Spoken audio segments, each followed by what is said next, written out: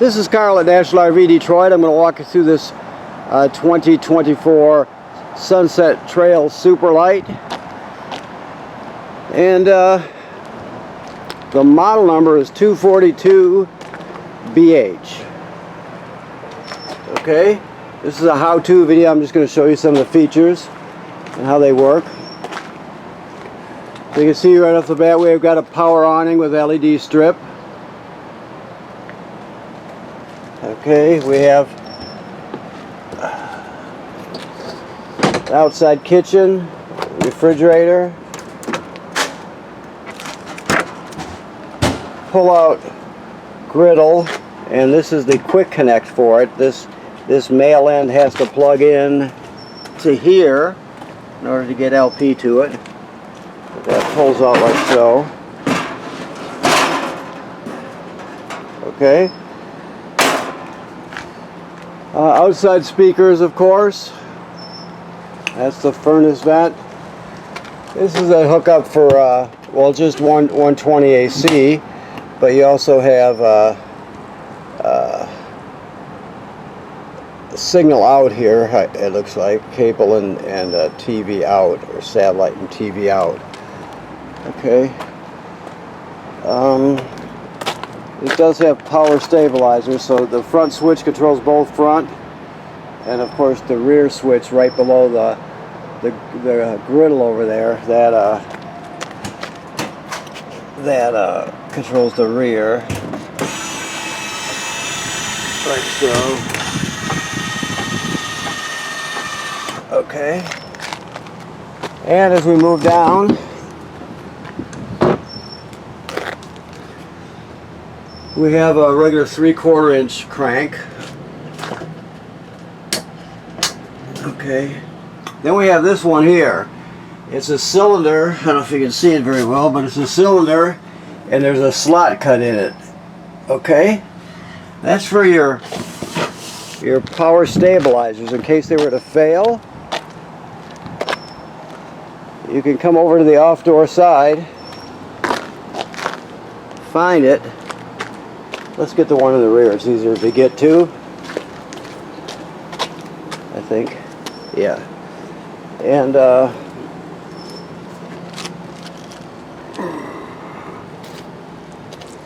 you can see there's a shaft with a pin through it right there. Well, that cylinder with a slot will fit right over that. So you can crank the stabilizers manually to get yourself out of trouble in case there was a failure for whatever reason. So that's a good feature. This can also be cranked here. This power tongue jack can also be cranked here by pulling this plug off the top, so you can get yourself hitched and unhitched. There's a hitch light, up and down, of course. And let's see if there's anything else I need in here now. That's your dump hose kit right there at the other end. So you have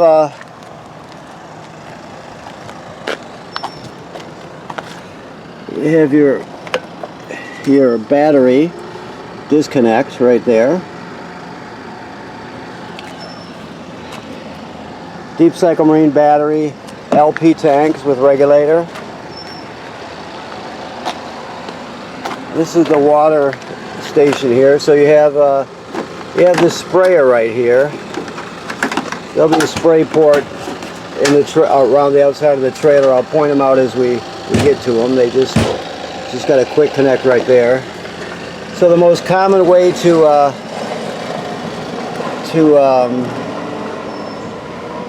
hook up the water to it is the city water hookup right here. Okay. You just hook the hose up and you're all set. Now if you're camping someplace without city water, you can pre-fill your fresh water tank right here, fill it, and then use the onboard pump to pump the water. So you have two ways to get water to the trailer. Of course, if you have city water, you don't have to worry about the tank or the pump. Okay. This is your black tank flush. If you want to clean out your black tank, you hook the freshwater hose up to here. Then, after you dump your black tank here, which is your black tank valve right there. Your gray is on the other side. You dump your black tank, then leave the valve open. It's important to leave the valve open so too much pressure doesn't build up. So you leave it open, then you'll turn on the water to your flush here, and it'll spray out the inside of your black tank, clean off the sensor so you get a good accurate reading, that sort of thing. So it's a good thing to do if you have a working hose at the dump station to do that.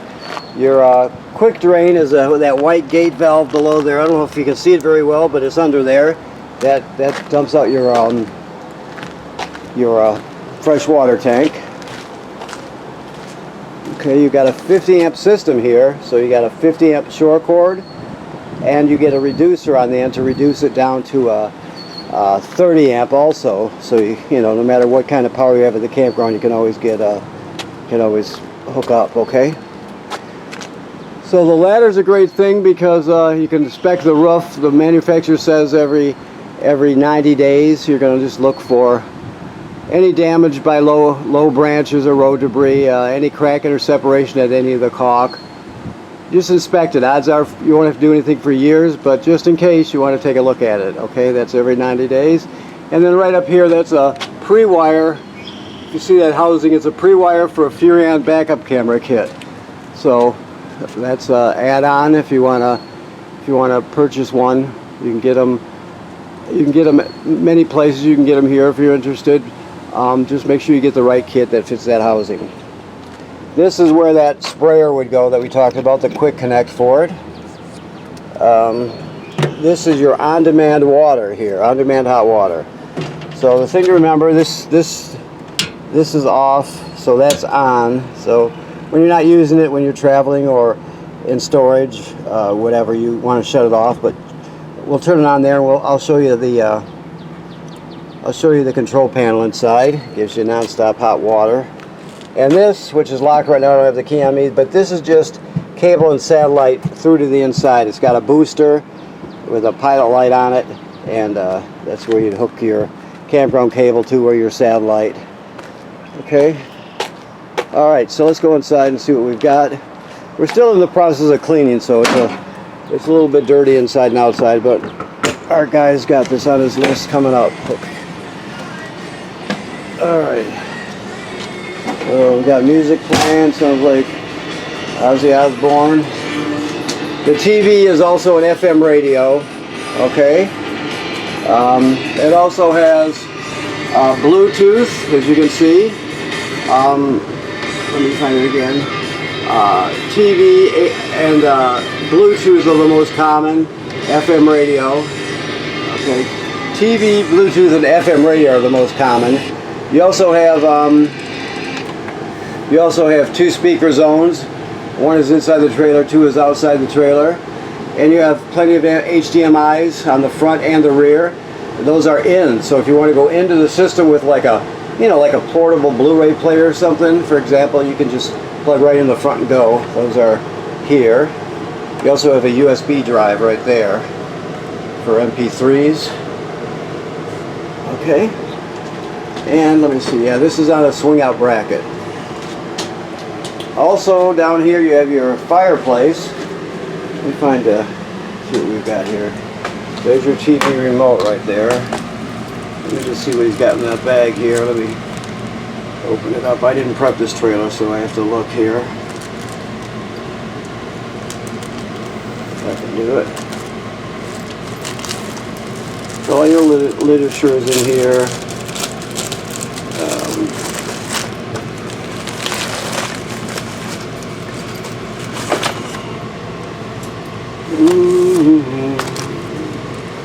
Bear with me, please. I've got one hand to work with here.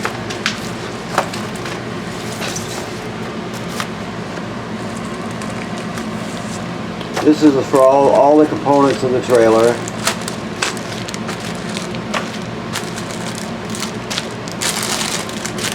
And there it is right there. There's the fireplace remote right there. So I was looking for it to make sure you had it, which you do. So the fireplace is also a space heater. Let me see what we have here. Oops. So you can see that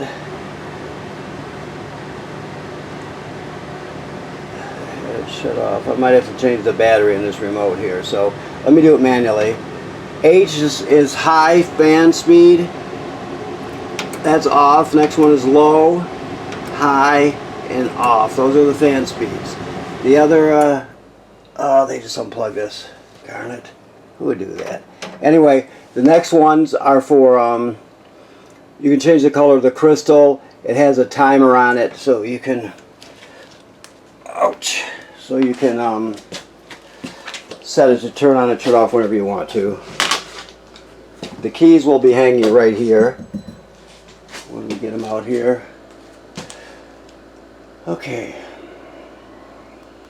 Microwave works like any other microwave. Range hood here with a light, of course a fan. Let me just glance out the door. Oh no, I don't have to. This is your sink cover here.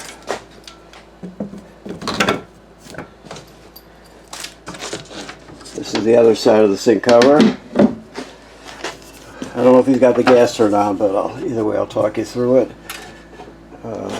This is the sparker. You turn this clockwise to light. I can hear it going, so there you go. It's that simple. Okay. The oven, which is a little different, it's got a pilot light down here all the way at the back. So let's see. You can see it sparking back there. Okay. What you're going to do is you're going to go to the picture of the pilot light and then you depress it. You keep it depressed. You spark it till you see the pilot light down here. Once it lights, you still hold it for another 10 or 15 seconds to heat up the thermocouple. Once that is done, you just go to whatever temperature you want. When you shut it off, the flame goes out, obviously, but so does the pilot light. So you have to relight the pilot light each time you use the oven. You have ambient light and oven light there. Okay, always travel with this shut, is down I should say, or shut, whatever. Just don't close it when the burners are really hot. This device down here is your power converter. This converts AC to DC power. So on this side you got regular 120 AC circuit breakers, just like you'd see at home. That's your shore power coming in. Then it takes that AC power and it converts it to 12 volt DC on this side. So you got 12 volt DC fuses here, and they're all labeled also. So it converts AC to DC. Everything that can run on 12 volt DC in a travel trailer does. So some things have to be AC power, like the microwave and the air conditioner, but most other things are 12 volt DC. So it converts it to that. The battery's also 12 volt DC. So this, as long as you're plugged into shore power, this will sense how much energy your battery on the tongue needs, and it'll send as many amps necessary to keep it charged. When you're pulling down the road, your tow vehicle will charge the battery with its alternator. Okay, so converts AC to DC and charges your battery. That's the power converter. Okay, that's a fold-up leaf there. Your refrigerator is 12 volt DC also. A 12 volt refrigerator. Somebody's got their oh boy. Okay, so 2 bunks, obviously. You have charging ports and everything you would expect. Let's see. This is the thermostat here. So basically, you're just going to push it till you select the mode, which is flashing. I'm just going to, so you'd select it, off in this case, and off in that case. Normally, if you're turning on the heat or the cooling, it'll give you one more, it'll start flashing, and you can turn this knob clockwise and counterclockwise and set the temperature also. Okay? Very simple. Now you can drop this table down and turn it into this U-shaped dinette into a bed. You have to come over here to this side. Let's see what we got here. Let's see what I'm looking at here. Okay. Yeah, so it has your releases right here, and basically you release it and you fold it at the hinges, and it drops right down onto these cleats here. It sits there, and you use the cushions to fill in the space, and you have another bed. Now this is pretty big and heavy, so when you're in transit going down the highway, I will always drop it down and set it on the cleats, and then you can use those straps. So you can strap it into position when it's up or down. It's up to you, but make sure you strap it, because it won't keep it from moving around, but it won't bounce around and break a window or dent something, you know. So because it's pretty heavy. Okay. Alrighty. It's just a pantry here. Usual stuff. Okay, let's look a little farther, see what else we have here. Here we have our panel here. So your slide out is right here. Your power awning is right here. Never leave the awning out unattended. Always roll it in if you're not going to be using it. You don't want the weather to take a hold of it and flip it up on the roof. Your water pump is here. That's for pumping water out of the fresh water tank if you don't have city water. It's also used to winterize the trailer. So you have tank heaters on this one, right? You can extend your camping season by turning this on. Each tank has a heating pad on the heater. So extend your season, like I said. You have lights here. And then of course you have all your levels, your battery and your black and gray tanks, fresh water. It's all there, okay? Alrighty, so let's go this way.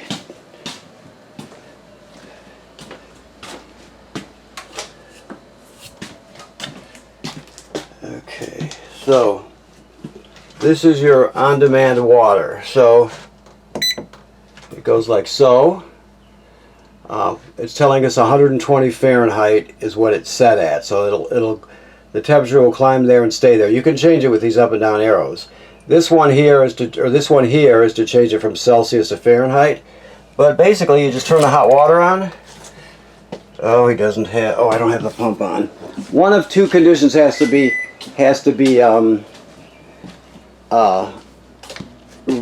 available. You either have to have the water hose hooked to the trailer, the fresh water hose hooked to the trailer, city water hose I should say, hooked to the trailer with it turned on, or you should have water in your fresh water tank with the pump turned on.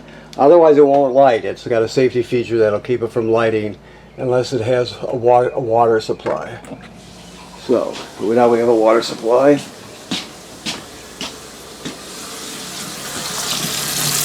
So you can see it's lighting. You can see the flame starting to light now. The temperature is rising, climbing rapidly, 113, so on and so forth. It'll keep going until 120.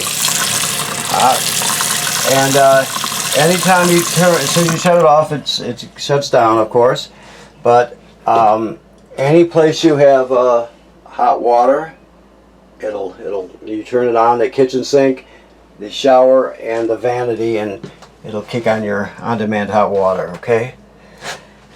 The toilet, you have to have chemical and water in it to use it. So it sits right over a black tank, like travel trailer toilets do. This is your flush pedal right here, if you can see that, right? So when you get to the campground, you hook up your power and your water, you come in here. Your black tank's already been dumped when you left the previous campground, so it's empty. You can't run it with an empty black tank. So you put a dose of chemical in the bowl, then you put at least a gallon of water in there by holding the pedal down until at least a gallon goes in there. You can use more, not less. It's better to use more than a gallon, but the bottom line is at least a gallon and chemical in there. If you don't do that, that's using it dry. If you run it dry, it'll get clogged up. It'll just be a mess. So you always want chemical and at least a gallon of water when you're starting off. Okay. All right. Let's see what else we have as we move around here. I'm missing one thing here. which always wants to elude me. I'm probably looking right at it. Then again, let's see here. Okay. Boy, I tell you, I'm blinded to this thing. Where is it at? I'm looking for the carbon monoxide LP gas detector. I don't think I showed it to you already, and let me find it. It's always just staring at me somewhere and I can't see the obvious. Should be along the floor line. Somewhere. Oh boy. Well, you'll have to trust me on it. It's here. The carbon dioxide LP gas detector has a green LED light on it. It should always be glowing green. If it's not glowing green, you get it serviced because it's very important. It's not expensive. It's but it's very important. It's hardwired to the battery, and you should always be working. Sliding doors like this, anything that slides around should be latched when you're traveling. You have TV in here.